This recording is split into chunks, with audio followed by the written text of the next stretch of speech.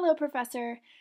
This is my video entry for week 2. The question posed this week is, do you believe that play therapy can be used in a virtual framework? And if so, how? And if not, what is another way that we can work with young students online? I actually really enjoyed reading this prompt. I think it's very telling in the society that we live in. Everything virtually is online now. Just in general, retail is basically obsolete. Everyone buys everything on Amazon. A lot of services are offered online. So why not offer therapy online as well? I do think that it can be effective. I know teachers within education that have taught school online to students that are in other states, even. So, therapy, I think, can be effective online. I know several individuals that partake in therapy over the phone. So, online would be, even better than just speaking with someone over the phone. There is an app called Talkspace, which is specifically for even texting and on not even visual face to face over the internet, but simply just texting a therapist kind of like 24/7 with any concerns or needs you have.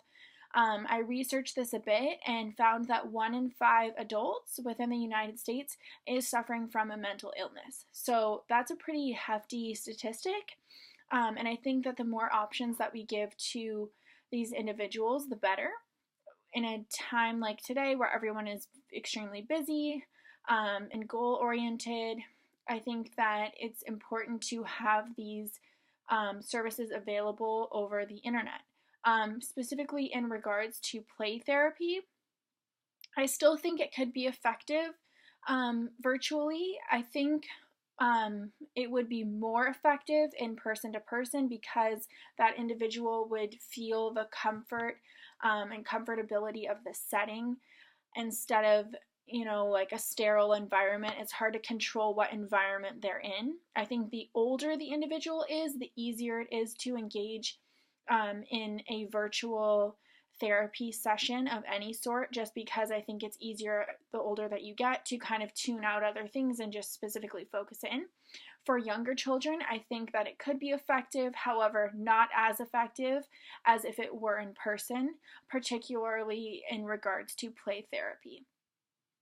So to reiterate, yes, I think that having virtual options is good. I think it should be geared towards individuals that are a bit older.